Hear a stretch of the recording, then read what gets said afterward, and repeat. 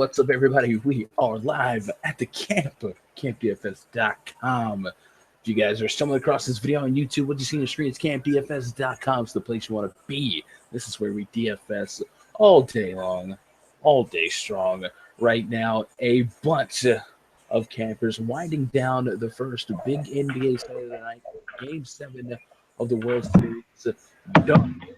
And oh my God, Dale, let me mute you real quick. Yeah, Game Sevens of the World Series in the books. Awesome game that was. Shout out to the Cubs. Just fun to watch. Basketball fun for me, I guess. Back on the north side of the cast line. Totally nailed the Anthony Davis fade. Totally nailed the Russell Westbrook fade. So pretty good day there. And it was a pretty good day. Pretty good day. Speaking of pretty good day, shout out to God dang it, Dale. You're in my ear, bro. Whatever you're banging on, stop it.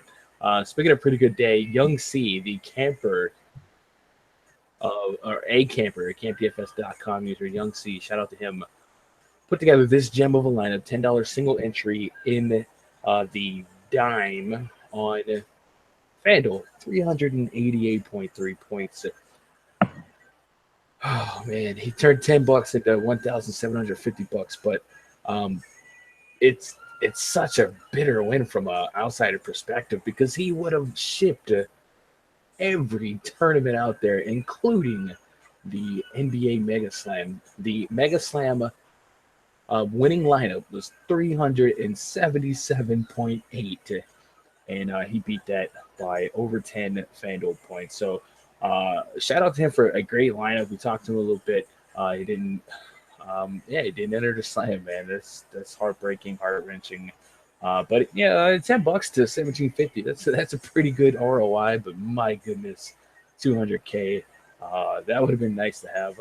Scoping out this lineup here, a lot of great sharp picks here. Made a whole bunch of sense. Isaiah Thomas, anyone against Rondo's worth a look. Loved him last night. Did very well for you. John Wall, Kyle Lowry cut his face, and John Wall did well. And John Wall is one of those guys I talked about yesterday. He's got a ton of peripheral upside. He's, of course, renowned for his ability to get assists, get you double points. So he did a huge job here, 54.5 FanDuel points. And they ended up losing, which is also something I was very confused with last night, to see that they at some books were a 1-point favorite. I just didn't see it. Sean Kilpatrick, 4K here, man. So at 4K, I'm looking to squeeze 24 FanDuel points out, man. You got yourself 10x value there.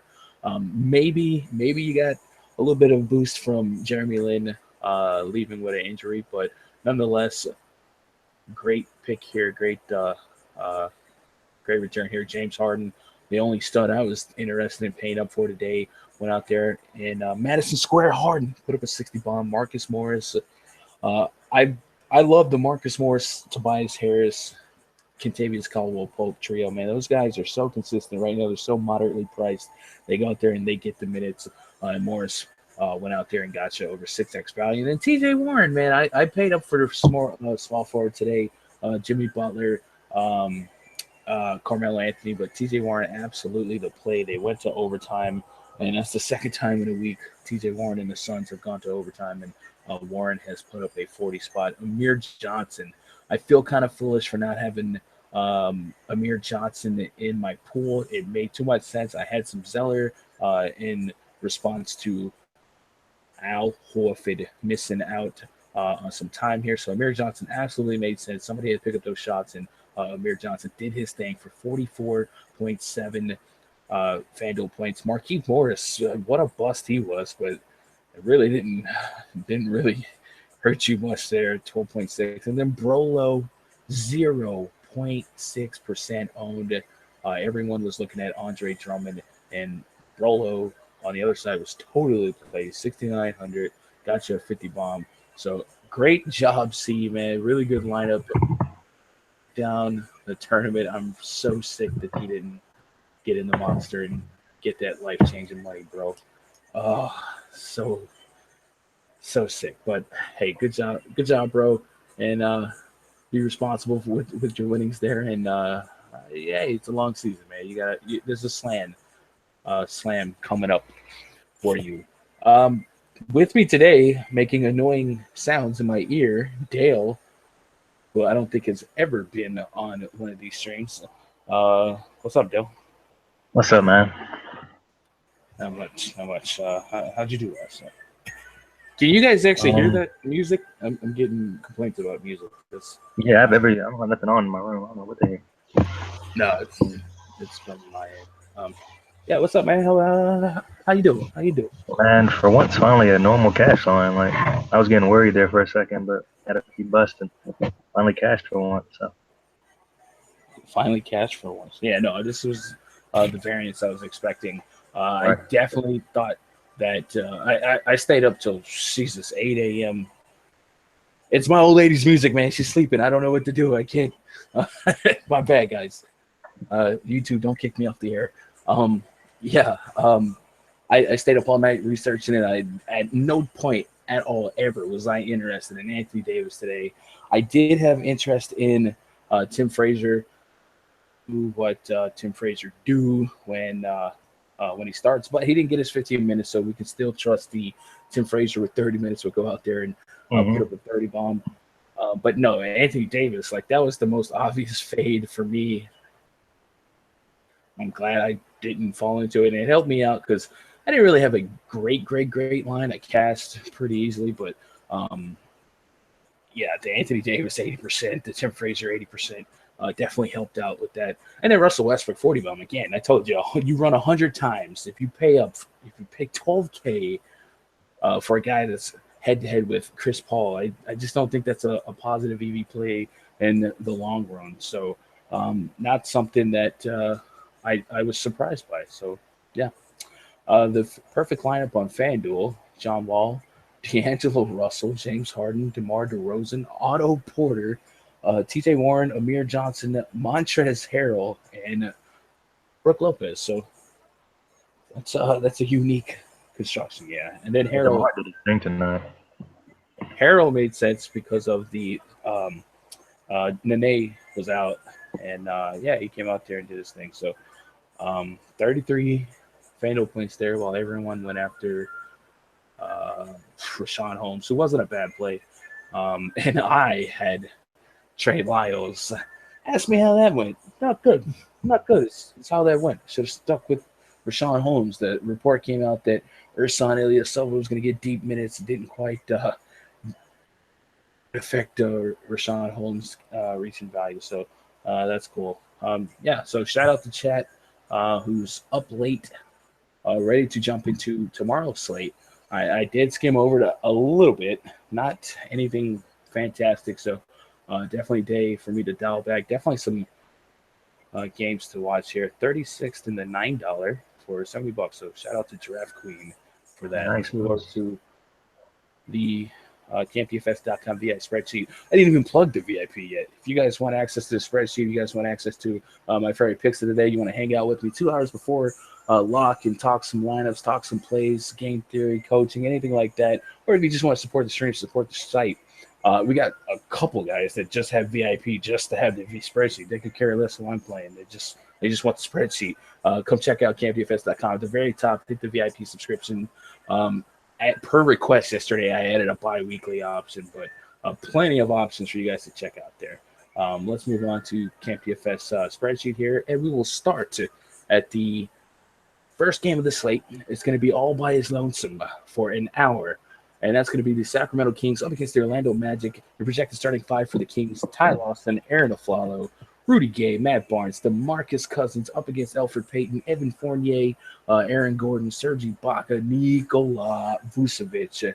Of course, the Magic are on. No, this is a fresh game for both, right? So um, the Magic opened up as a 4-point favorite, I believe. They dropped down all the way to a 1-point favorite. So we'll see after some sleep if that changes at all.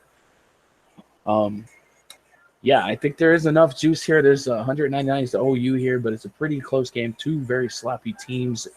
First thing I want to do here is go check out point differentials, which is a tab in the spreadsheet that we added yesterday.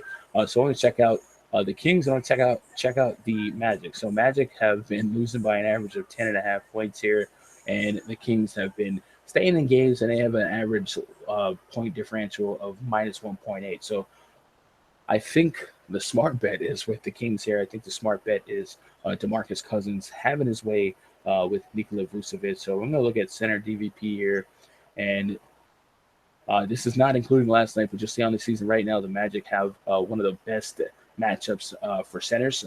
So if Boogie gets himself some time at the 5 here, I think this is a great spot for him. And then if we move it over to the 4 here, which you might see some Ibaka on him. The Magic above average here. So regardless, I think it's a plus matchup um, for DeMarcus Cousins. Not sure if I want to go there and pay up. There's going to be a lot of places, a lot of guys on this slate, a lot of studs on this slate, and a lot of eyes in the last game of the night. And DeMarcus Cousins at 9,600 here. That's about as cheap as I've seen Boogie in a long time. And it doesn't take much for him to get 50. Um, yeah, another guy I'm very, very interested here is Rudy Gay, who's absolutely been balling this season without Rajon Rondo. Rudy Gay 6,500 over here on DraftKings. So we pull up his game log over here: 50, 36, 42, 32, 37. I mean, the price really is not reflecting this type of production right now. So on DraftKings, that seems like a sure bet. On FanDuel, they caught up on the price there, but I still think on a short slate like this, you can get away with this price in cash. It's not a terrible matchup against Aaron Gordon. He's not a lockdown defender or anything like that. I'm going to check out the small forward DVP early on this season, and the Orlando Magic a little bit below average as far as DVP there, so there's enough meat there. 19.6 points there. So we're going to look at how many shots a game he's taken. In a couple games this season, he's taken 20 plus shots. But he's filling up the stat sheet, man. He got a double last game, and he's out there getting it done. Does play some defense, play up tempo here. Has it over 20 real points in 3 of 4 games. In the one game he hasn't, he put up 17 matched up with Kawhi Leonard. That's easier said than done as well. So I like this play a lot. I think on DraftKings, this looks like one of those free squares. On FanDuel, you think about it a little bit, but I don't think you have to think too long and too hard. Let's go open up Stat News here and check out and see if there's any BVP against the Magic here. I'm more interested in Boogie's numbers against Vucevic than I am Rudy Gay, because we know Rudy Gay had himself a average at best season last year in terms of fantasy. So we're going to check out DeMarcus Cousins FanDuel points per game log versus Nikola Vucevic last 10 games. I'm curious to see who he sees. If he sees Vooch or if he sees Ibaka. Yeah, 60 bomb on Vucevic, and then it's not great after that. So it kind of reminds me of I looked up Lillard versus the Suns yesterday and didn't really get much great um, data from history to go out there and pay 9,900 for. But I don't know. I'm kind of leaning towards being a little bit more balanced here today, but it's getting to the point where we're not used to DeMarcus Cousins being this cheap. So let's go look at the CanPFS.com spreadsheet. All the Rudy Gay. Shout out to D Will. You love Rudy, don't you? You better get these free plays. Everyone love Rudy now. He's been my horse. The first 4 games were 4 years ago, gun. 2013, 2015. Yeah, no, I mean, it's there. It's definitely his team, and like I said, you can play centers against Vucevic. Is he going to play 40 minutes here? Maybe, maybe not. If it stays close, Vegas has this staying pretty close. I'm not sure. Yeah, I guess Magic kind of hung in there with the Cavs here. So I guess it definitely has potential to stay close. So I would lock in Rudy Gay in most formats, especially cash on DraftKings. That price is way too low for what he's been doing. Love the matchup here. One last thing we can go check out is paces and the Hollinger stats here. And Sacramento's running slowest pace in basketball right now. And Orlando is not much higher than him, so that's going to impact the OU quite a bit. Both teams very bad defensive efficiency. Orlando 106.6 points per 100 possessions, and then Sacramento 105.8. So we've been thinking that hey, maybe their defense is trending in the right way, and I still think it is. But a lot of the games where they're not giving up a lot of points is because they're kind of slowing it down a little bit. So you can still pick on them. Don't overthink their defense there. Ty Lawson, I'm pretty well done with him right now. I also am not really that interested in Peyton. If we got to pick guys on the other side of this ball here to keep things close, maybe Fournier will chuck up enough shots. Maybe Ibaka.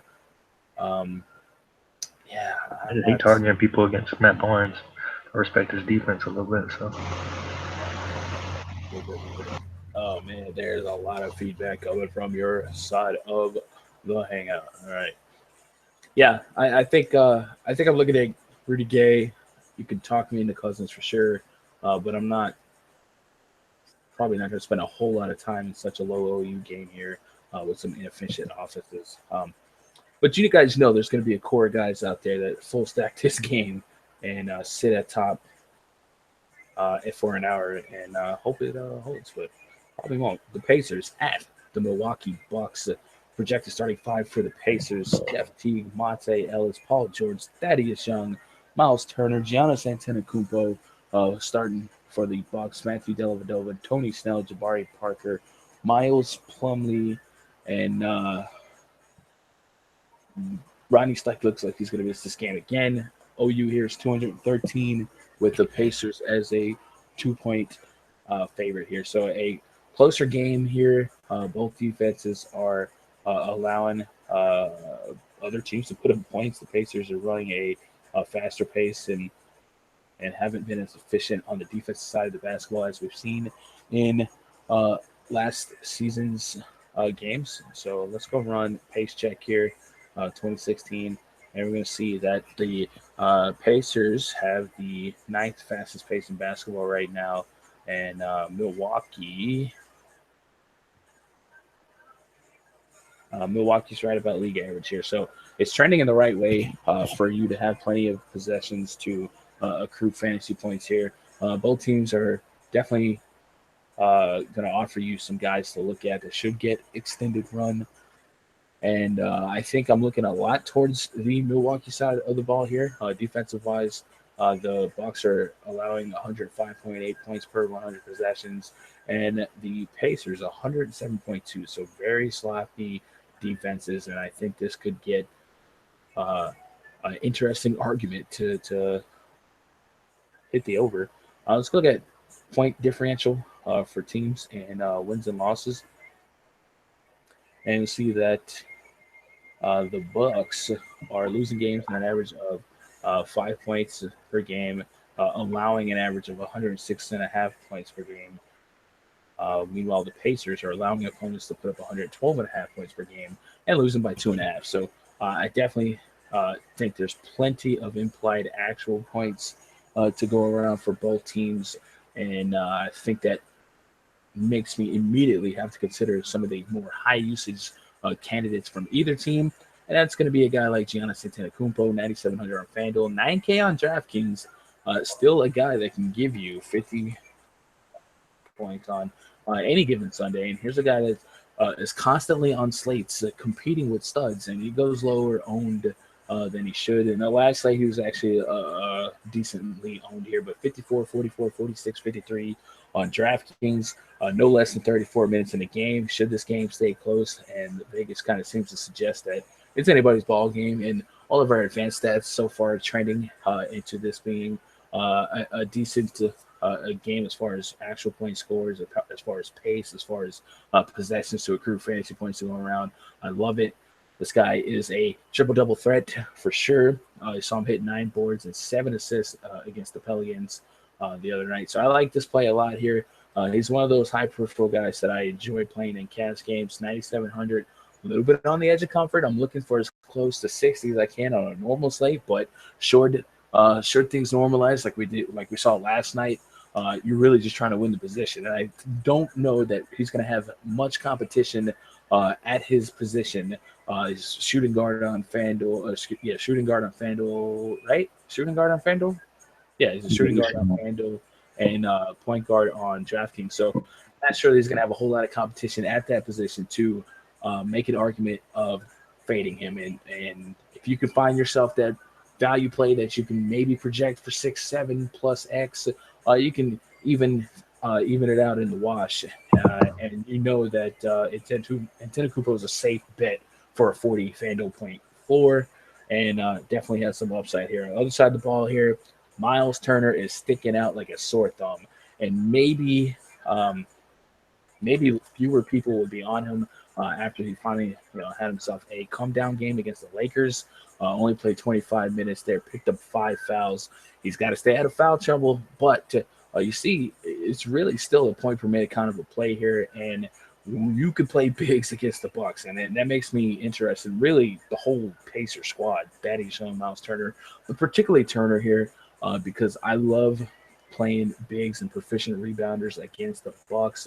We look at the Hollinger stats so far. Again, I want to see a higher sample size of games before we overcommit to some of these stats. But if you look at Milwaukee, they are losing the rebound battle overall with 48% rebounds, and Indiana's right there. But I trust Miles Turner to rev it up a little bit and go out there and play.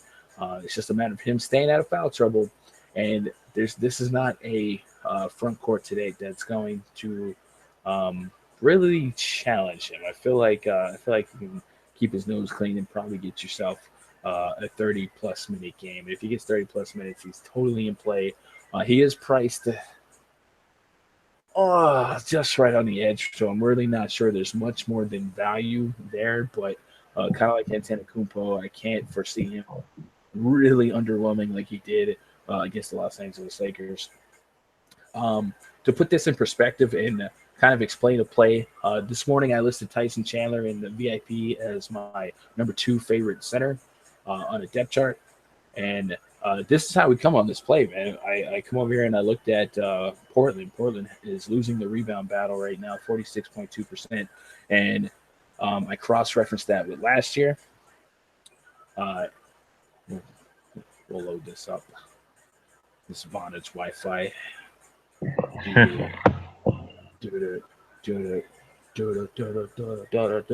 Anyway, what I'm getting at is Portland was pretty bad at rebounding last year. It's just been a trend, and you kind of look at their personnel, they really didn't do anything different. Portland. Where were we at, Portland? Oh, okay, maybe they were good last year, 51%. But this year they're trending in the opposite side of the rebounding team. And I ran that with Tyson Chandler's rebound rate, which is in tab over here. 2016, 2017 player stats, and I also looked at 2015, 2016 player stats. He had a pretty good rebound rate. You guys remember a couple times last year he had 20-plus rebound games. So it kind of worked out. I didn't really have much Chandler today, but I just want to explain how I researched that play, and you guys can maybe put that as a trick in your pocket for the future. Paul George, 9,200 on FanDuel, 8,400 on DraftKings. You can play threes against the Bucks. And we will go reference early season DVP here, and you'll see that the Bucks are 4th in DVP. It's an optimal matchup here for Paul George. You don't usually get me to tout Paul George much, but I think if this is a short slate like it is, I think this is an interesting spot to go get some exposure to him, especially if you think maybe it's a sharp move to fade Kevin Durant for Paul George. Which not saying it, but yeah, 36 or more minutes in 3 or 4 games here. This 24-minute game came in a blowout, and in all of those games on DraftKings, he put up 40-plus DKP. So I absolutely think Vegas is telling you that it's an okay move to play him. I think the advanced metrics are telling you it's a good play, and I think it makes sense. I think he's going to get you some trips to the foul line with 12 for 12 from the free throw line here. He's going to take double-digit shots, so absolutely interested in Paul George today. And I think he has a shot at a double-double. I really do. We'll go get the camp chat. See if I miss anything. Front court versus the Bucks has been money so far. Absolutely. And that's the main reason I was all over Anthony Davis 2 nights ago, and I was completely off of him last night. Like, you just look at the matchup; it made sense against the Bucks, not so much against a healthy Grizzlies. IT2 and Bradley free squares. Okay, um, line off OKC not losing till November 22nd. Played Chandler, should have played him in more lines. Yeah, man, I really wish I had a little bit more exposure to that one. I really just had enough money to go Jonas Valanciunas a lot in most of my lineup construction that I did. I think looking back on it, I would have absolutely took more Chandler and took less Trey Lyles. What about the Greek Freak? Yeah, I love him. I think he's a great cash play. And I think on these short slates, and like last night, we saw a complete opposite. I mean, we're seeing 100-point swing overnight in cash lines. And last night was even bigger with the same studs. So we were kind of fearful that it was going to be a trend that moved on. But like I said, I stayed up all night looking at different matchups, and I was like, I think the cash line's coming to earth today. And it sure did. So I'm happy to see that. Greek Freak seems promising. Absolutely. I think there's a lot of juice in this game that just might go overlooked. I think both squads are in play here. Both squads have guys that are going to go out there and play an extended amount of minutes. We know Jason Kidd will run the Bucks to their bone. I think Antetokounmpo and Paul George here. If you want to grab those two and move on, that's a great look. You could talk me into Miles Turner. I like Ed Young as well. What's that? As I said, if you want a cheap punt, Tony Snell's been doing pretty decent. You're trying to punt small forward for 3,800. Yeah. Let's go check that out. Tony Snell, 3,400 over on DraftKings. 33 minutes in his game against the Pelicans. 31 DKP and 10 rebounds. Good Lord. I'm not sure that's a sustainable stat, but he's still cheap enough that if you took out 6 of those rebounds, you're probably happy with 20-ish. So if you want to trust that to be a continuing trend, pure puck player. Go ahead. But I don't know if I'm there right now. I really hope that the Backstreet Boys are not taking over the stream when I get kicked off of YouTube. All right. So yeah, I like those plays here a lot. I think you can look at Jabari Parker just a little bit, and then Dellavedova's kind of been a scrapper out there, doing things, getting it done. I think 4,700 on DraftKings. I'm a little uncomfortable, but he has 30+ point upside here. If the pace is going to be there, if the matchup's going to be SAWFT, he's totally in play, and he's going to get you enough peripherals to go out there and feel comfortable that it's not going to completely kill you. If you look at FanDuel, he's 4,800, so I'm probably not comfortable with that at a point guard. I don't know. I don't typically get cute at point guard if I can help it, and I think I think I'll stay away from that. That's probably enough on the surface for me here. Moving on, the Denver Nuggets at the Minnesota Timberwolves. You projected starting 5 for the Nuggets: Emmanuel Mudiay, Jamal Murray, Danilo Gallinari, Nikola Jokic, Yusef Nurkic. Up against the Timberwolves, projected starting 5: Chris Dunn, Zach LaVine, Andrew Wiggins, Gorgie Zhang, Carl Anthony Towns. Another one to kind of really dissect, because I think on the surface you're not running to any particular play, but I think there's some interest for me to find the value, find the place here. Chris Dunn, 4,900 here. He's right at Dellavedova's price, so if you're trying to make a decision, you can look either way. Now, I was 100% against Chris Dunn the other night against the Memphis Grizzlies. I thought that was just not a good play. I didn't think it had upside. I tweeted it, not running from it. He did great, but I still maintain that was a product of Michael Conley getting scratched after locked, and Wade Baldwin is not quite Mike Conley. So the reason I thought that is, I talked to Jake. Jake is big on college sports, and he was telling me what type of player Chris Dunn. He's very defensive minded. He's kind of Tom Thibodeau's, like, if you think about your mold of a Tom Thibodeau player. Chris Dunn kind of fits that bill, and he's a high peripheral guy. And we saw him get 5 steals. Now, normally 5 steals is not sustainable, but man, if there's a guy for him to repeat that performance against, it's probably Emmanuel Mudiay, who had one of the higher turnover percentages last season. If you look at his game log here, had 2 turnovers against Toronto, 5 and 6 against the backcourts of the Pelicans and the Trailblazers. So I think you put that guy against a guy who can pick some pockets. That makes me interested in Dunn. Dunn went all the way off, and I'm not sure that that's what I'm expecting here. 33 on DKP. I guess that's fadeable at this price. If this game stays close, I could I could be interested. I think the pricing here is enough for me to not run to it. I mean, he's literally gone up $1,400 in 2 games. So I don't know that there's much juice here. Kind of sticking to my gut from the last game, but I will say I'm way more interested. God dang, what are you doing? Way more interested in a point guard against Mudiay than I am a point guard against a projected starter of Michael Conley. So, yeah.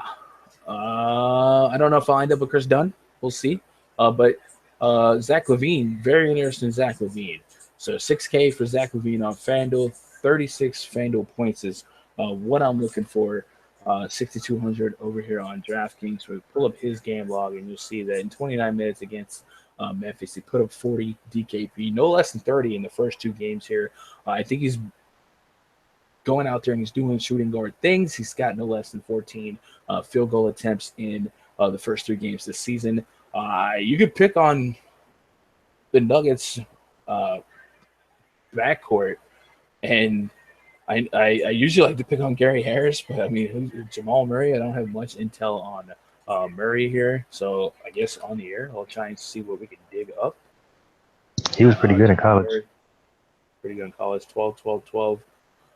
So I'll tell you what, let's go Jamal Murray defensive rating last 3 games. Let's see if Samuels can help me out. 103.4. So that's actually pretty decent. That's pretty good, actually. 103.4 points per 100 possessions. However, I still think that's fine. I don't think there's enough sample size there to run to it. I mean, he's got 12 minutes a game, so 36 minutes is 103. That's not enough court time for me to run to or run away from. I think LaVine's going to be out there taking shots.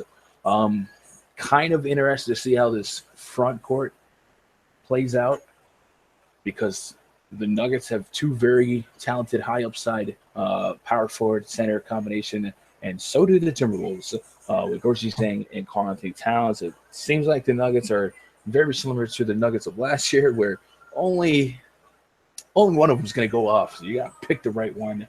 Whereas the Timberwolves, we have seen Towns and Zhang have dueling great games. And Zhang's price still within reason. 6,500 over here. If we take a peek at his game log, you'll see that he has been stuffing the stat sheet as well. 34, 35, 34 minutes in his first 3 games. 2 of those games against the same team, but no less than 36 DKP over there, and he's getting 30 plus on FanDuel as well.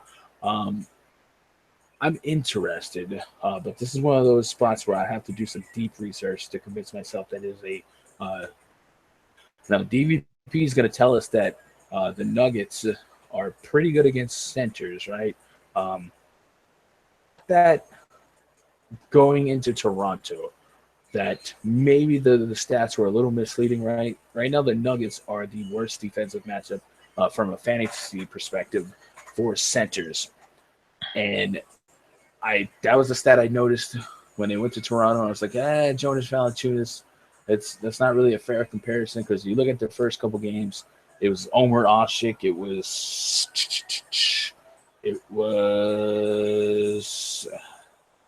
who was the other center they faced? That's Asik. Was it Plumlee? Yeah, Plumlee. Omer Asik, Plumlee, and then Jay Val, who seemed to have more usage than Omer Ashik and Plumlee. So they've been out there holding their own here. And in 2 games so far, Nurkic has gone out there and feasted. Nobody wants to run to pick on Karl Anthony Towns. And you see the Timberwolves is not a great statistical matchup. So I think on the surface, this is going to lead me to say, all right, I can maybe offset them here. Maybe they neutralize each other a little bit.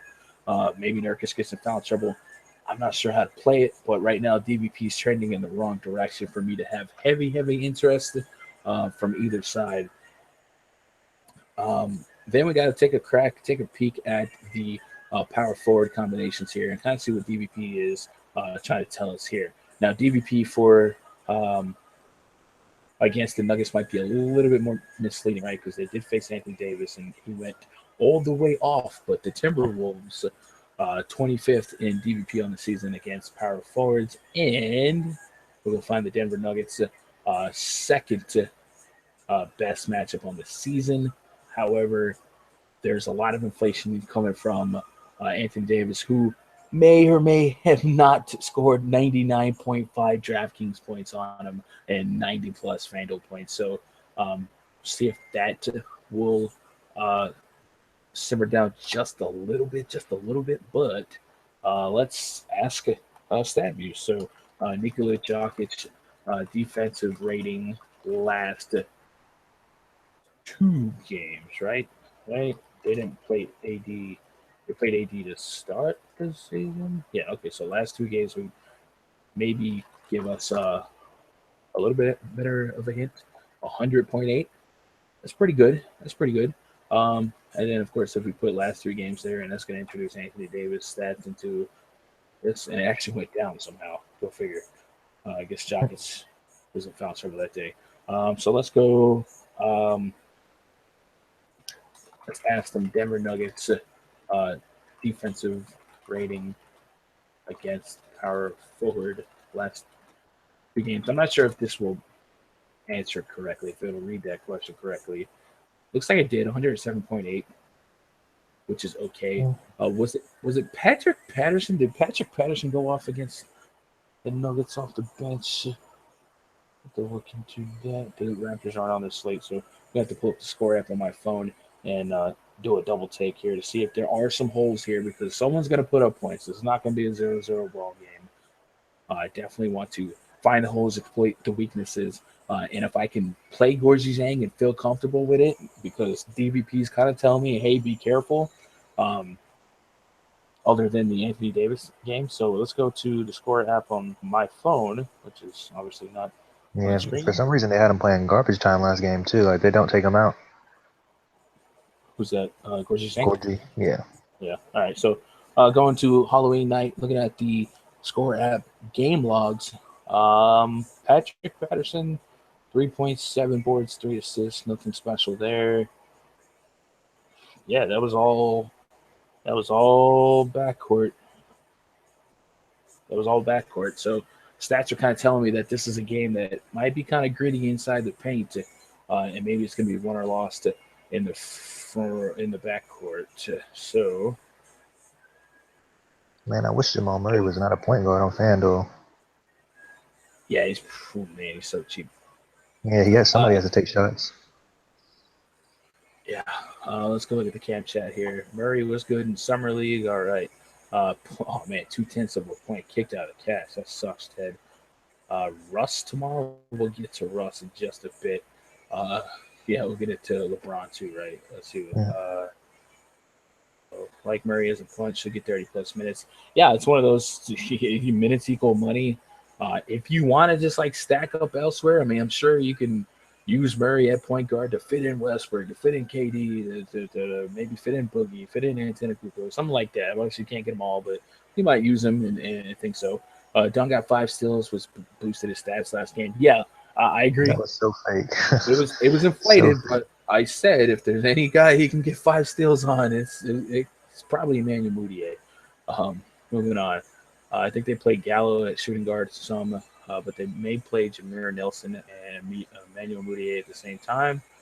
Yeah, I still think it's a plus matchup for Zach LaVine. I don't think there's anyone in that backcourt that I would fear versus Zach LaVine. And I could see Zach LaVine driving the rim. Nurkic be blocking everything. Yeah, I could see Zach LaVine driving the rim, maybe drawing some fouls as he tries to put on that dunk contest show. Let me see if he drew some free throws here. No, he really didn't draw many fouls or shooting fouls, so maybe not. Maybe not. Is Zach a must play? Right now, he's trending as a solid play. Yeah, I wouldn't call him When I must get play, to those but other games, I think this is absolutely a game we're going to want to have our hand in this cookie jar, but we'll see where I walk away from. Moutier, Gallo, Chandler, Jokic, Nurkic would be a good lineup. It would. Wilson Chandler back as a starter? Maybe. Chandler went fake last game. That dude went off. Yeah. Another guy to maybe look at is the Manimal, Kenneth Faried, who is 5K over here on DraftKings. He only played 15 minutes against Toronto, which is weird because he had great usage and great minutes in the first two games. He's a literal point per minute monster. Let's go see if that affected his pricing on FanDuel much. And we'll go to the Denver Nuggets. And Ken Freed is 5,300 on FanDuel. Man, the fact that he got less than 20 minutes is sus. Yeah, I don't know if I can pay that. Great. Maybe something will come out, some news will come out, and we can get a lead on it. They might get a little more creative if they get creative and put Gallo at the 2 and need some more agility, more speed. Free to come out there and pick up the slack here. I don't know that I've seen many Nuggets games without Will Barton. He's usually one of the more consistent guys for them. So this could change the cosmetic makeup of the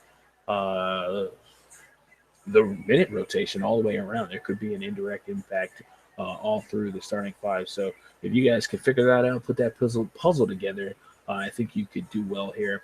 Andrew Wiggins versus Gallinari. Both of these guys priced in a tempting spot here. Wiggins 6,300. I hate playing Andrew Wiggins. He's not very efficient. He has stepped it up this year, but he's not very efficient in a long-term fantasy perspective here. Really hasn't had a must-play game at this price, so you can look the other way, but you can still say that two of those games are against a decent, maybe the second game's not a decent defense. They went out there and smashed the Grizzlies here, but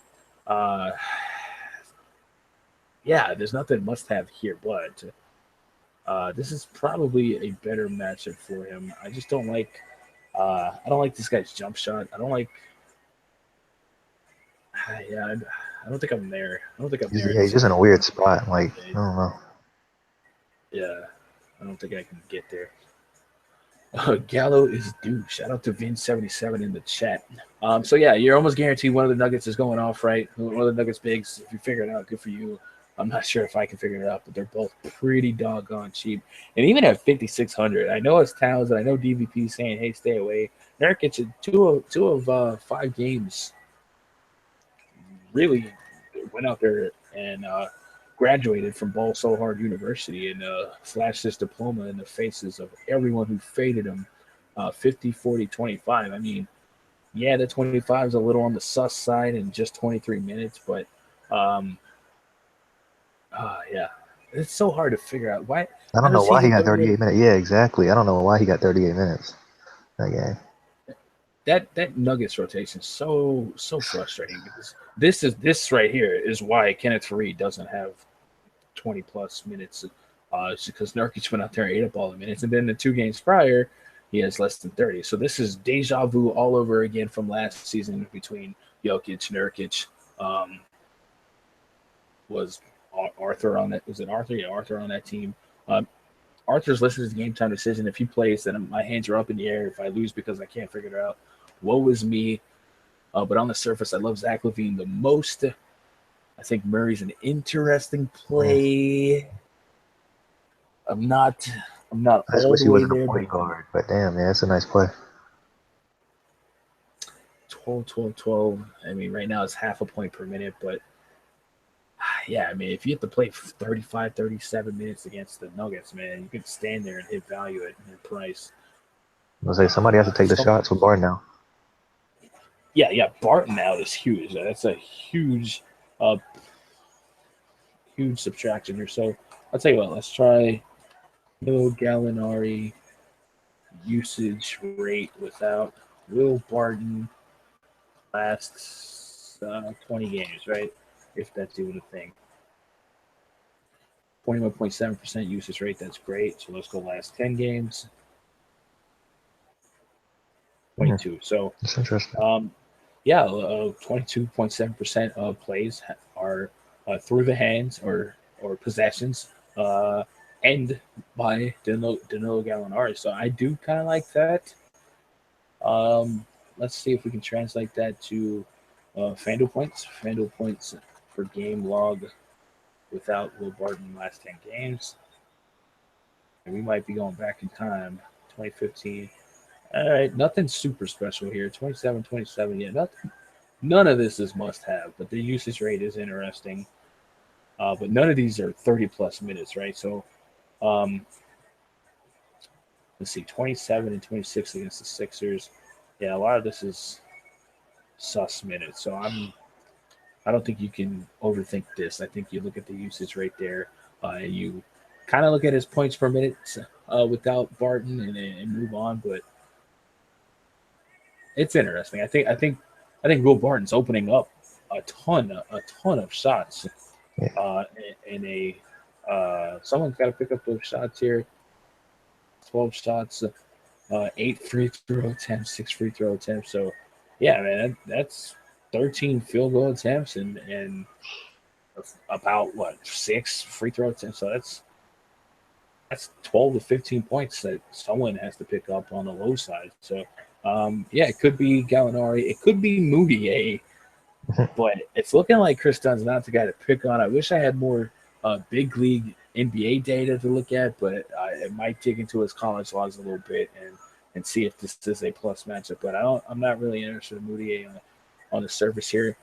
Maybe this becomes a great spot for Jameer Nelson. I mean, Jameer Nelson, 3K on DraftKings. I think this is probably the guy that picks up those shots. Had 20 DKP over there on DraftKings. Yeah, they gotta be thin at guard. Like they don't have a lot of guards left on the bench. Yeah, this guy's going to give you that veteran presence. He can take shots from long range. Not much in the peripheral department, but not much in the price department either. So this could be an interesting spot for him as well. So let's just, I don't know, let's ask. I don't know if I want to get that cute on a short slate though, but Yeah, you got to take some chances. Got to take some chances. Let me look at Barton's minute count here. Barton still had 30 minutes, so yeah, that's 30 minutes that opened up. So I feel like Nelson has to get 25 minutes, right? Last two games, 25, 21. Let's look at the minutes in that. 20 minutes for 25, 21 and 37 minutes, and that could be Chris Middleton or Michael Carter Williams against him. So those are two defenders that we respect. And then let's project him for some minutes here. Jameer Nelson with let's give him 28 minutes. Point per game log. Let's rephrase that. Point per game last 10 games, and then let's go with 28 minutes here. 19-20. All right. Yeah, nothing must have here, but it could be an interesting value play. That's probably enough Jameer Nelson research for it. One shot. Let's move on.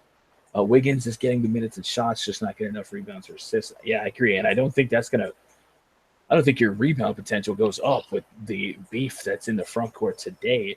Jokic was in foul trouble. That's why Nurkic had more minutes. Was he? I think he only had 4 fouls though. He had 3 or 4 fouls. I don't know. Because why would those minutes go straight to Nurkic? Yeah, he was in foul trouble. He's always in foul trouble. Why wouldn't Fareed get some of those minutes done? Moody's usage will go up naturally, but usage can be misleading because usage counts the end of a possession. So end of a possession could be a rebound, an assist, a bucket, or a turnover. So make sure you guys are looking up true usage. Moody about to play 38 minutes. Now that could be very true. And if you want to take a look at that, 6K, it might be the most frustrating trip down value lane that you could take. But you would hope he gets there. Sometimes he'll take 2 steps forward, 1 step backwards with some turnovers here. But if you really think Emmanuel Mudiay has to play deep, and he's a young gun, he can do it. Emmanuel Mudiay, FanDuel points per game log with, I don't know, 35 minutes. Do we have any records of him playing 35 minutes? I'm gonna just tell y'all beware. Searching. The reason Chris Dunn got to the league was because of his defense. Like he's not no slouch. Yeah, I mean he's got some upside here. I'm not sure I'm there, but someone's got to pick up those minutes. Minutes equals money. It's not going to be a 0-0 game. Vegas has both teams scoring over 100 points. One thing I kind of have a feeling about here is Minnesota's 3.5-point favorite.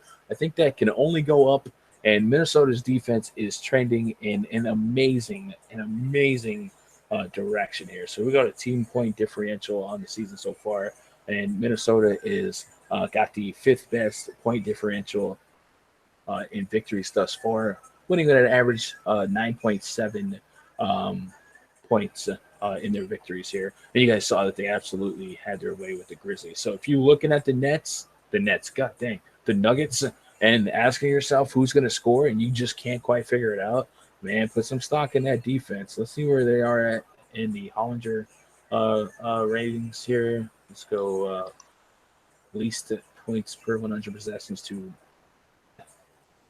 and Minnesota right here cracking the top 10, 98.4 points per 100 possessions, running a pretty slow pace. So don't like cram in a ton of exposure to this game if you don't want to. It's just a fun puzzle to put together if you think that we can rip some value out of that backcourt. Let's go check out Denver real quick and cross-reference the pace, 104. So if you meet that in the middle at 100 possessions, then it is what it is. But typically for me, the team that's leading is going to dictate the pace. They slow it down, run the clock a little bit, get a lead. I think they cover that spread. I'm not a big believer in the Nuggets, especially the Nuggets without Will Barton. All right, so that's enough Nuggets chatter. Mudiay, Nurkic, pick and roll all day, like Zhang for the price. Yeah, Zhang's one of those guys until he like shows you that you shouldn't play him, just play him. He's doing it. I just hate this DVP matchup, so I'm just doing research, guys. Just doing research. Go with your gut. Boston Celtics at the Cleveland Cavaliers. Celtics on night 2 of a back-to-back. The Cavs.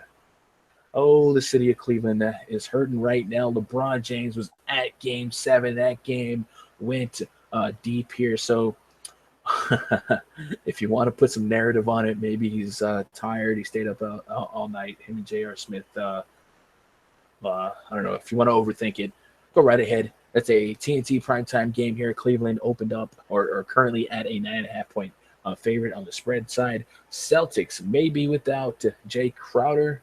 I didn't confirm if he's in or out. Al Horford out. Kelly Olynyk out. There's a lot of bad blood between these two teams throughout the last couple of seasons. They hate each other. They always seem to find each other in the playoffs. So this is an important game. I mean, this kind of sets the pace. This kind of establishes what you think of your opponent. You know, a guy that team that walks away with a win here can just, when they meet later on the season, you look at the other guy, you're like, oh man, they're better than us. But the Celtics still beat up. I'm still waiting for the Celtics to be complete. They're another team, 2 step forward, 1 step backward. They finally get Marcus Smart back, but Avery Bradley has a sore shoulder. Marcus Smart plays, Avery Bradley plays, and then Jay Crowder goes down, and Al Horford's out. So we've yet to really see all the moving pieces that Brad Stevens has put together play together. A 9.5-point spread here for Cleveland. I want to say that, you know, Celtics can put up a fight, but if they're missing Crowder, that could be huge. If they're missing, you know, Horford, that could be huge. They're missing Olynyk. There's nobody to rip Kevin Love's arm out of his socket. There's a lot of missing pieces here that you really, really want if you're Brad Stevens. So I would have to lean with Vegas here. I really can't formulate an argument against it. We can go look at 2016 Hollinger stats, and Cleveland's actually running a efficient. If we go to defensive efficiency, Oklahoma City, that can't be true. Um, Cleveland, 99.7 points per 100 possessions, and running an offensive efficiency of 111.9, running a average pace 99.5 possessions per game. Boston right at the same spot there, 99, just under 100, 105.8 defensive efficiency and 109.4 offensive efficiency. So Cleveland's winning the battle in both departments and uh, healthier and on some rest, unless you think LeBron's out there getting wasted. Time is never wasted when you're getting wasted. I think Tristan could be interesting here. Tristan Thompson. I like that call. Let's go look at his logs here.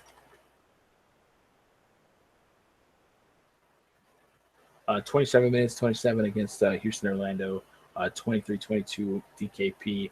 So shout out to our boy Young C, who did play Amir Johnson, but I'm not a believer that Johnson's going to get a ton of minutes tonight. Night two of a back-to-back is kind of a big, bulky dude, and we haven't really seen him get a ton of runs. So let's go to the StatMuse mobile and see Amir Johnson FanDuel points per game blog on night two of a back-to-back. By the way, shout out to StatMuse. Love this site. It's totally free right now, so you guys watching, make sure you're using it in your research for it. Let's go look back last 15 games, right? Yeah, is that enough? Is that 15? All right, so bunch of mediocre games. He had this 47.6 bomb. Let's see what that is. That is earlier this season against the Pacers. 47.6 in 28 minutes. Good Lord. Jesus. Good Lord. So yeah, but let's expect something a little bit more atypical of this pace of this matchup, and not sure that he can replicate that. But he is cheap enough price that if there's like no one there to play these minutes, he might go out there and do it again. I'm just not sold that he's going to go out there and get you much more than on a back-to-back against a team like the Cavs. Jay Crowder missing would be huge if that happens. That would probably introduce Marcus Smart to the starting lineup. Maybe put Bradley at the 3. Maybe. Bradley on LeBron? Yeah. Yeah. I don't think Bradley will go to 3. I'm just kind of guessing. We'll see. Yeah. Let's see. Kevin Love, revenge. Looking for revenge. There's no Olynyk, man. You want to dunk on Olynyk's face, right? And then slap him with a prosthetic arm. Amir's always had talent, just no team plays in 30 minutes. I mean, he's a big tank, man. I mean, how big is that gas tank and how long can he drive? What do you think, man? You think this game, are you believing in LeBron is out right now? I'm just curious to see who's going to guard LeBron if nobody's there to guard LeBron. Man, all right. So if no one's there to guard LeBron,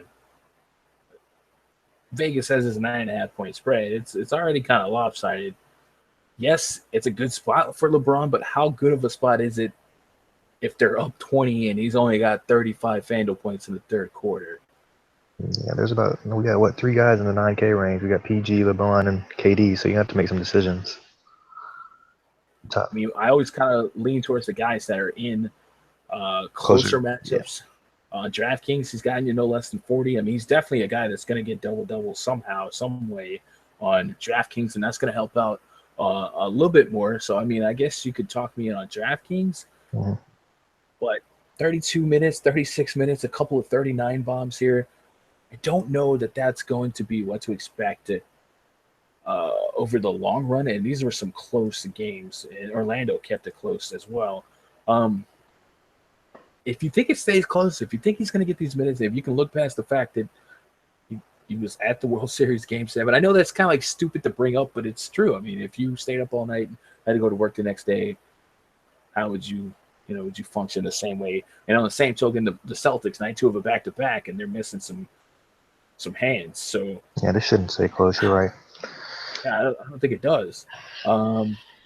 Looking at the camp chat, D-Will says Jaylen Brown will start if Crowder is out. So let's go look at the depth chart sheet here and just kind of maybe put together a puzzle. Jaylen Brown's behind Crowder in the depth chart. I don't like anyone's chances against LeBron. LeBron. Crowder does, like, Crowder's played LeBron plenty and has had some history with him, some bad blood with him. So, I like that. I like his chances more than Jaylen Brown. But I guess let's go look at Jaylen Brown's defensive rating. Jaylen Brown defensive rating last 10 games. If that's even a guy who has 10 games worth of sample size, 112, that is not good. Let's just put defensive rating. But yeah, no Horford or Crowder. There's no way they keep this game close. So I don't see it. No way. Defensive rating. 111. But that's in 16 minutes per game. So, almost a full game's worth of stuff here. He's not good. 111, that's not good. That's not what you want. Half a block a game, half a steal, half an assist. Not really any peripherals to speak of here. Maybe takes a shot from behind the arc. I think LeBron would have his way, but even on the in the backcourt there, I mean, Kyrie Irving could do just fine against Isaiah Thomas, unless they mix and match Bradley on him, which could happen. I think Kevin Love has a superb matchup here. Yeah, I think Kevin Love is the one I'm interested in. Now, I played Taj Gibson last night. Didn't really play a bunch of minutes, but when he did, he was out there getting a point per minute. Mirotic was out there doing just fine. So I absolutely think that until Boston shows that they can shut down fours, especially stretch fours, and just keep playing fours against them. Let's go look at Boston. Boston's okay, 40 FanDuel points allowed on the season. This is not including last night. I like this. They're allowing over 20 real points and 10 rebounds per game to the power forward position itself. I think Love is one of those guys that can hit above average on those numbers, so I think it definitely makes sense. I mean, this is a television game. Someone's going to go out there and exceed. Someone's going to put up the points. I think you're going to want some of this big three. Usually on a short slate, I'll try and get 2 of the 3 in a fast-paced game that I think could stay close. And I want to say the Celtics can keep it close, but man, are they short and on night 2 of a back-to-back. So that's going to take some more combing through tonight. Maybe I can come to a conclusion after some deep research. Maybe the Cavs rest. That's stupid. They probably won't. It's TNT. But who knows? Mo Williams out, so maybe Kyrie still has to get those minutes regardless. And then your main event, OKC at the Golden State Warriors. The projected starting 5 for the Thunder: Russell Westbrook, Victor Oladipo, Andre Robertson, Sabah. I still have to look up this. I got to come up with a nickname for him. Sable. The Sable Bomb from WF. Steven Adams up against Steph Curry, Klay Thompson, Kevin Durant, Draymond Green, Zaza Pachulia. Thunder, night 2 of a back-to-back. Went deep against the Clippers here. 226.5 is your Vegas over-under. Golden State currently favored by 11.5.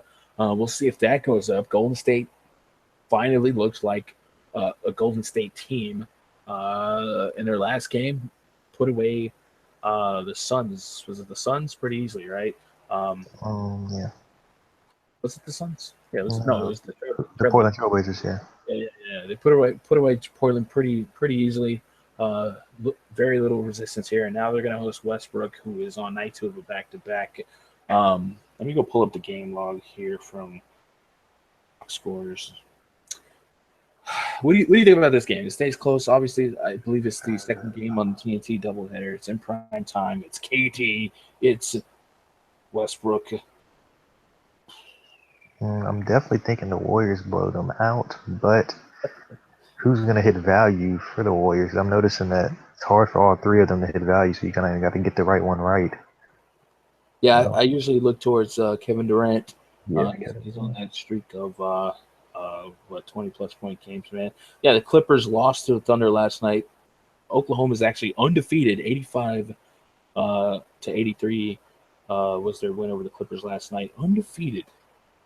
I don't think it's any way they can keep this close, though. Golden State has some.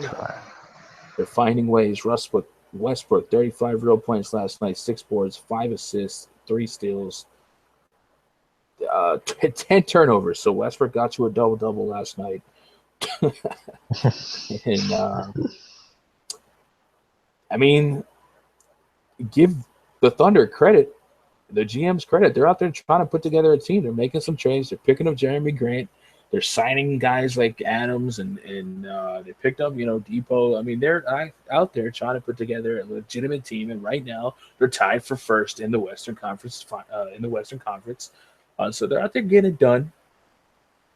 I mean, I was gonna say I know it's a small slate, but do we really want to play 12K for Westbrook? What do we think he does?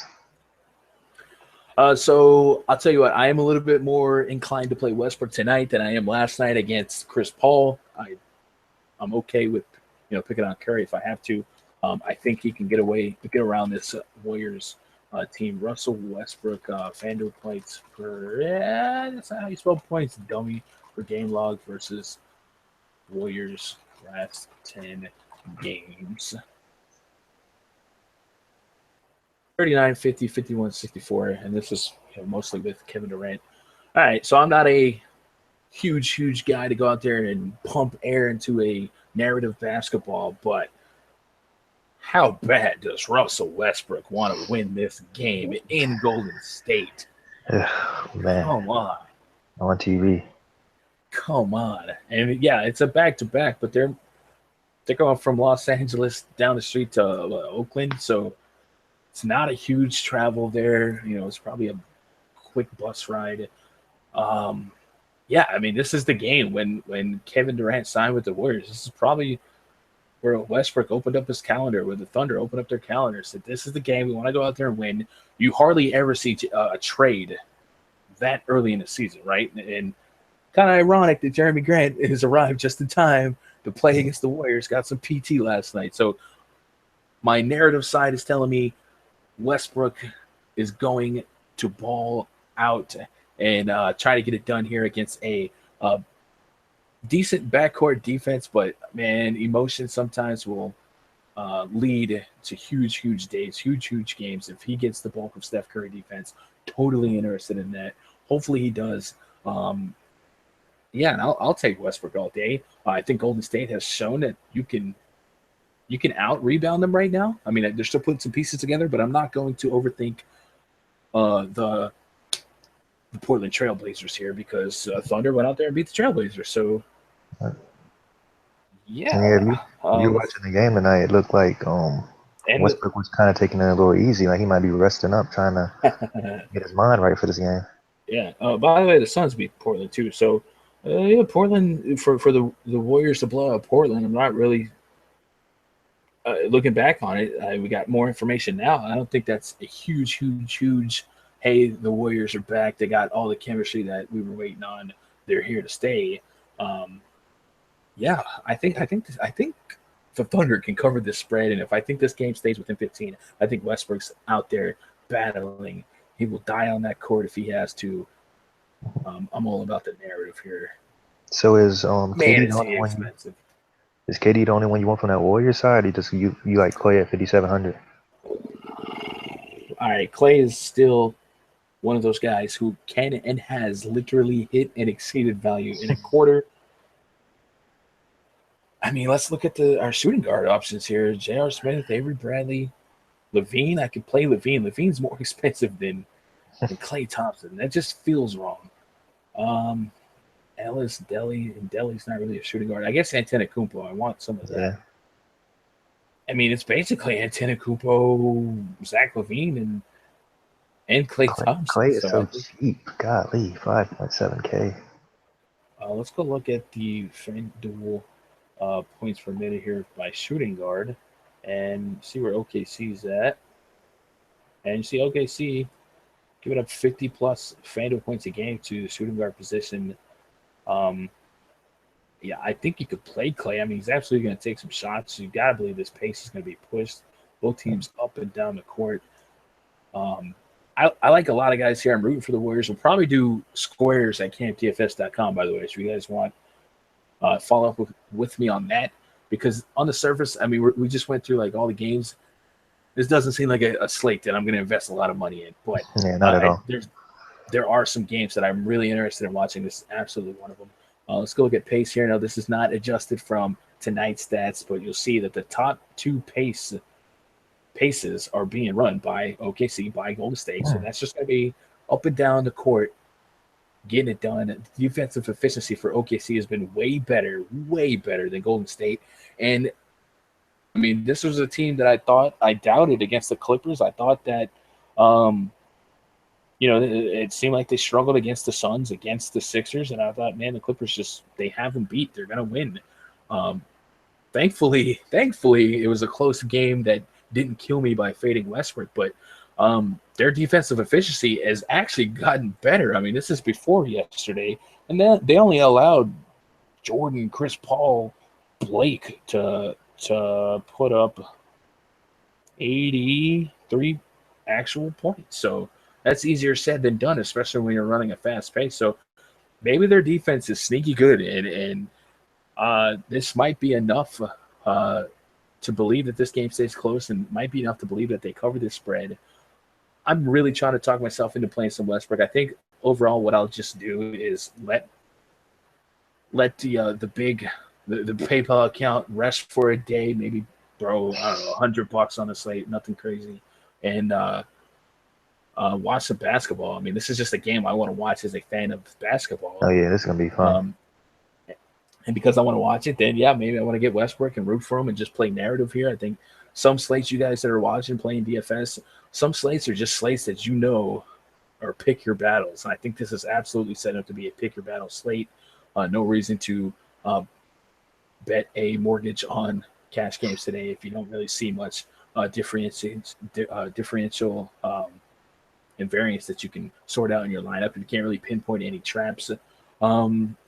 I think Klay Thompson and Curry, very interesting here. I think if you're telling me they're going to be up and down the court taking jumpers from hell no range, I think give me some Klay, give me some Curry, and I'll probably mix and match that a few different ways. But I'm starting to sell my stuff on Westbrook. Another guy I really am interested in is Enes Kanter. This has Enes Kanter written all over it. I'm going to look at the rebound rate this year for the Warriors and the Hollinger stats and kind of see where they're at. By the way, I mean, you also have to like Kevin Durant. You just have to. Rebound rate, I sorted it backwards, but Golden State, 48% rebound rate, so they're losing a battle there. We go up to the top. OKC was a premier rebounding team last season. This season, they are still up there, 54.9% rebound rate.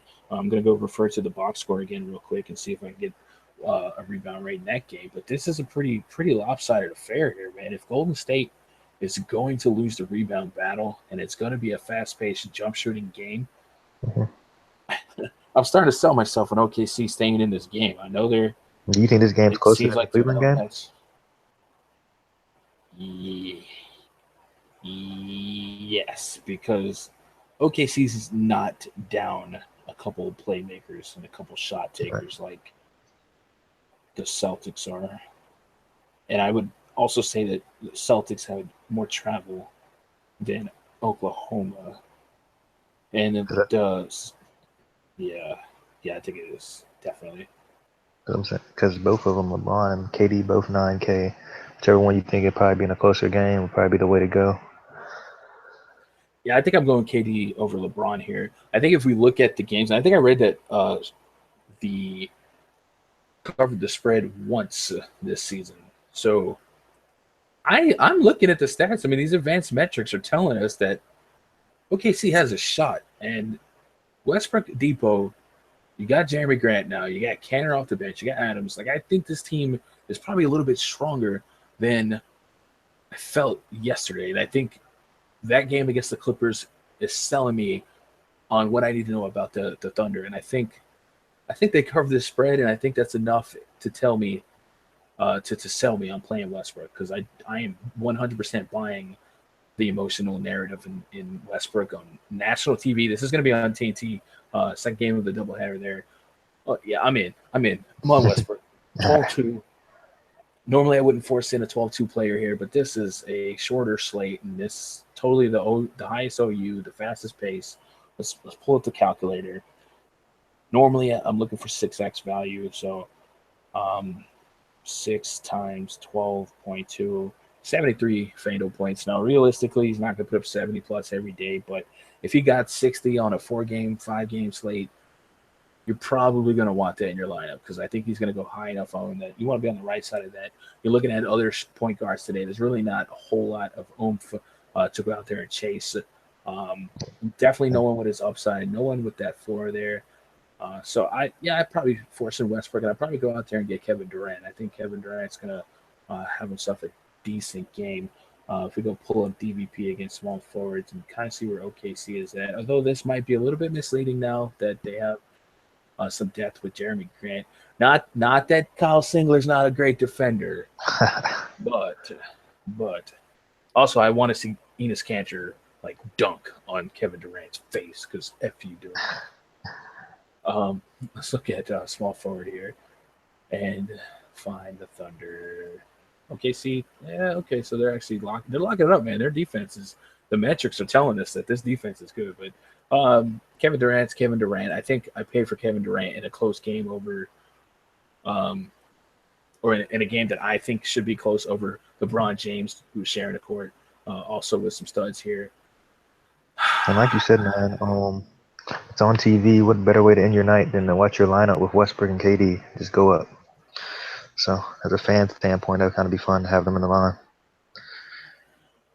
Yeah. Hey, I normally don't do this, but I'm going to shout out the YouTube chat room. I actually got you guys popped out today. I've been noticing you guys have been having fun on YouTube, not in the camp chat. Hey, come join us in the camp chat. But shout out to Wayne, Blackclaw, Jay Velez, Savage Guy came. By the way, Jay Velez, I think you won a T-shirt the other day, and you never contacted me. So find a way to hit me up and tell me what size you wear.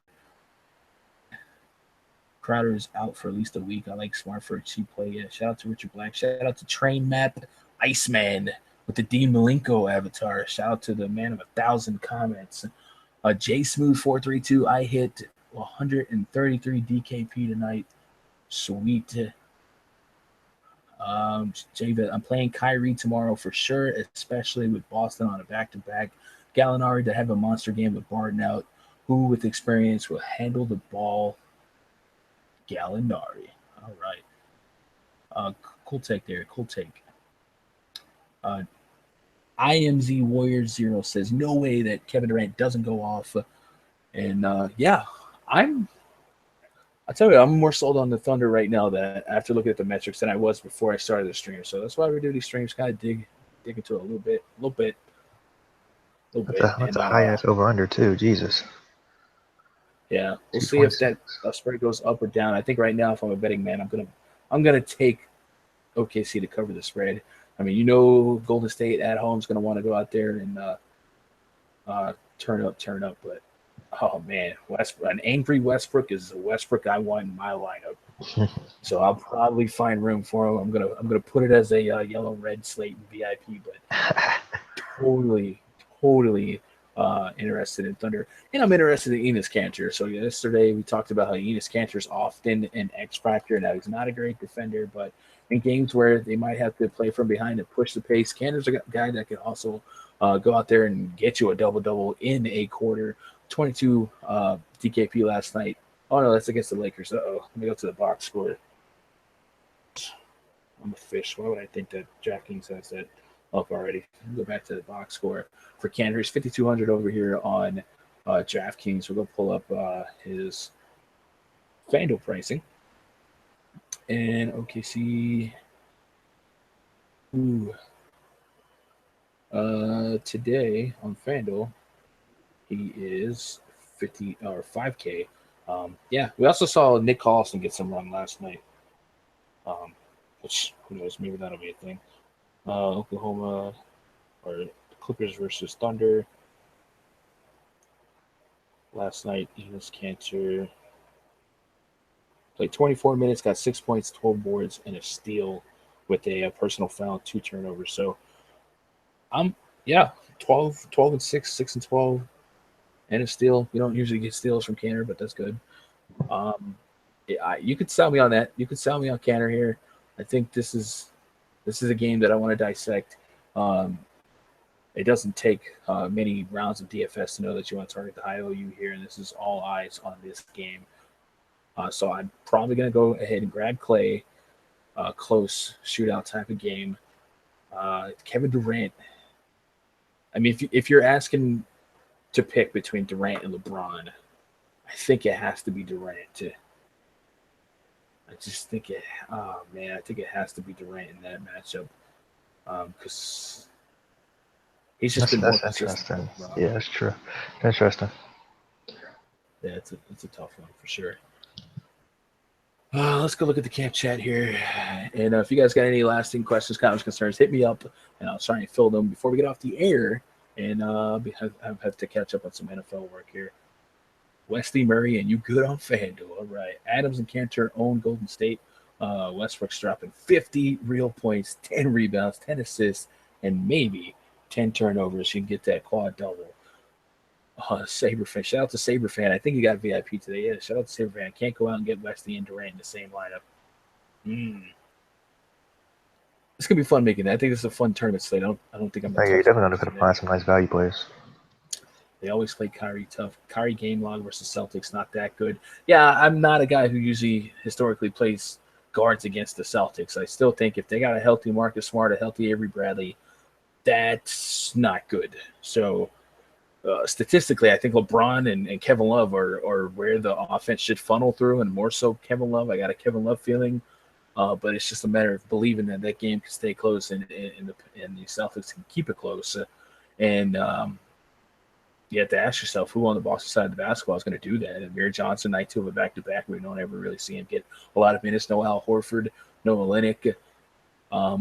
And Bradley's not at 100%. So if you think they can still find a way to keep it close, Jonas Jerebko out there balling maybe, then go for it. But I think for me, I think I like Kevin Love. I I don't like him as much with Channing Frye healthy, but I like Kevin Love if I have to grab someone. Claus, what's your opinion on Kevin Love? Yeah, I think Kevin Love is definitely a guy that can get you a double-double. It's going to take a couple shots from beyond the arc. That's great. I think he can shoot over Jerebko. I think he can shoot over Amir Johnson, though I don't think you'll be seeing Amir Johnson. 16 shots, no less than 15 shots a game in the first couple games of the season. A couple shots from downtown, just getting to the line quite a bit, getting you rebounds. I like him. I think if I had to pick one value, like point per dollar play between the big three at Cleveland, it's going to be Kevin Love for me. Yeah. The only thing I don't like is he's 1K cheaper than Gorgie, so just the fact, do you think Gorgie can match or beat him, or Gorgie's cheaper than him? Maybe. He's a whole average. DVP's got me wondering. Check this lineup on the stream, please, God, and tell me your thoughts. I'm afraid to click this and lose my YouTube license, but here we go. Loading. I've now got a virus on the air. What the heck? I'm afraid to click this. Oh, okay, it is actually a thing. I had to click it. It went blue on me, so let me open it back up. Yeah, I was like, oh, snap. Got me worried. Don't kill me. Looking at the YouTube chat while this loads, Jay Velez think this might be the time to pick Klay Thompson, especially after his performances. Yeah. Steph Curry, Russell Westbrook, J.R. Smith, Klay Thompson, Wilson Chandler, Kevin Durant, Amir Johnson, Enes Kanter, Nurkic. I think it's as balanced as you can get having Westbrook, Curry, Klay, and KD. I think you do a good job there. I think Chandler and J.R. Smith are sus. Avery Bradley is not a defender I usually target, but J.R. Smith is a guy who will. He don't care if someone's guarding him or not. He'll chuck distant threes if he has to. Wilson Chandler, I think this is one of those plays that if you look into, maybe you can sell yourself on him. Maybe he's a play here. Wilson Chandler, FanDuel points per game log with, let's say, 25 minutes last 10 games. And he's facing Wiggins, who individual defensive rating tells us that, hey, we can get away with it. He does have some upside here, but that is from 2 years ago or 1 year ago, and then the last couple games here, not really doing a whole lot, but not really in the same scheme of things. So against Toronto, if he saw some De'Mari Carroll, it's not what you want. Against Portland, DVP wise, Portland was a top team against small forwards. That's surely going to adjust after TJ Warren tonight, but overall, Mo Harkless and Al-Farouq Aminu, guys like that, Evan Turner have been out there playing good defense. And then against the Pelicans, if that was off the bench, you probably saw a helping of Dante Cunningham. So maybe in the right matchup, you can get away with Wilson Chandler here. It's pretty cheap. I don't hate the play. That play. Might have to look more into it. Maybe see if Gallo does play some too. He draws a start maybe. So that could work. Yeah, man. Pretty solid balanced lineup. I like it. Marcus Smart tomorrow. I don't know that I like Marcus Smart enough with like Isaiah Thomas on the court. I don't think there's gonna be a ton of shots for him. But yeah. Maybe. I mean, I think you're gonna have to make an uncomfortable player too. You're just gonna have to go out. There's no way you can get all those studs. Yeah, for sure. Have a feeling about Gallo tomorrow. Sweet. All right. Let me look at the YouTube chat here, and let's see what's Jeffrey. Jeffrey says Westbrook is going to be play high minutes against Golden State on the bench. He hopes it stays close. I personally see Westbrook on the bench salty because Golden State is fully loaded. Hope it's a close game.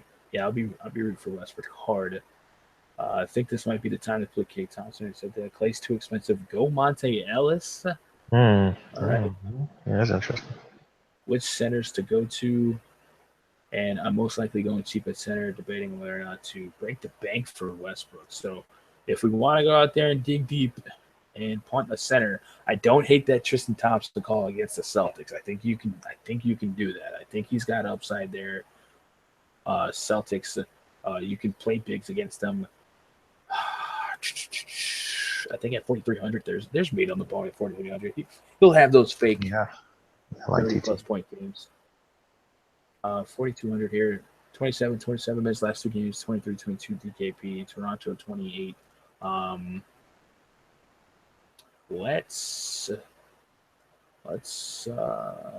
go look at DVP per minute. Because of all right, so I don't think it's fair to look at DVP for Boston because of Al Horford. So I'll tell you what, let me ask StatMuse, and hopefully I can phrase this right. Amir Johnson.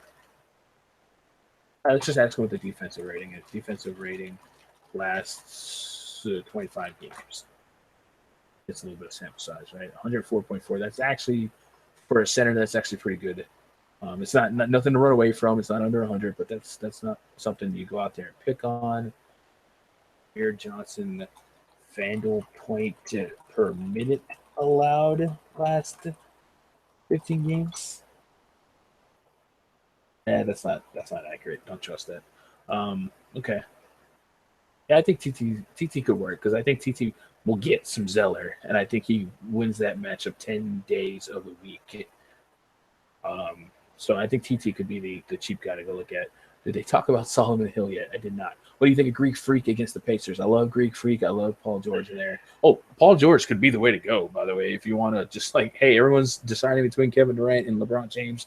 Paul George is a great matchup to go in there, scoop and score in a closer Vegas OU in a decent pace. Who said you can't cash with AD and Frazier? Okay. All right, that's gonna do it. Shout out to all the cats that watch live. Pretty decent live viewership. You guys have been killing it on the views. So if you don't mind, keep killing it with the thumbs up. Subscribe if you haven't already. Go follow me on Twitter at Gundacker Sports. Come join us at campdfs.com. We're DFSing all day long, all day strong. I have a lot of NFL prep to catch up on tonight, so that's what I'll be doing. Hopefully I get the NFL VIP spreadsheet ready for you guys to get research in. I also have the NBA spreadsheet ready for you guys to go by 6 a.m. Before I go to bed, it's all set up. So if you guys want to support the stream, support the site, and make your research day a little bit easier, go to campdfs.com, check out the VIP subscription tab at the top, and grab yourself a pass. Great way to support the stream, support the site, and get a jump on research. If you do click that and you get a screen that says no pass available or something like that, it's because you didn't confirm your email. Just go click the confirmation email link and do that. Tristan Thompson, FanDuel points per game log versus Celtics the last 2 seasons. I guess this is fair since there's no Al Horford, and he didn't play for them last year. So I guess a front court that has a combination of Zeller and them is fair. 17, 21, and he didn't really start a lot. Yeah, I mean, there's nothing there. But, I mean, at 4K, if you got 20 out of 4K and you got Durant and everyone else, go do that. Tell them to follow me. Hey, man, you got to be on the streams to earn your plugs, fan. You got to be here. Can't be offensive. All right, so that's going to do it. Appreciate you guys for watching. Hope you guys have some fun. I'm going to try and set up camp squares tonight for Golden State, OKC. Light day for me. Have some fun. Watch some basketball. We will be back grinding Friday night. Maybe, just maybe, I'll have an NFL stream tomorrow if I can get my sleepy self out of bed. And that's going to do it for me. Hit that thumbs up, subscribe. Good luck. God bless, and go win some money.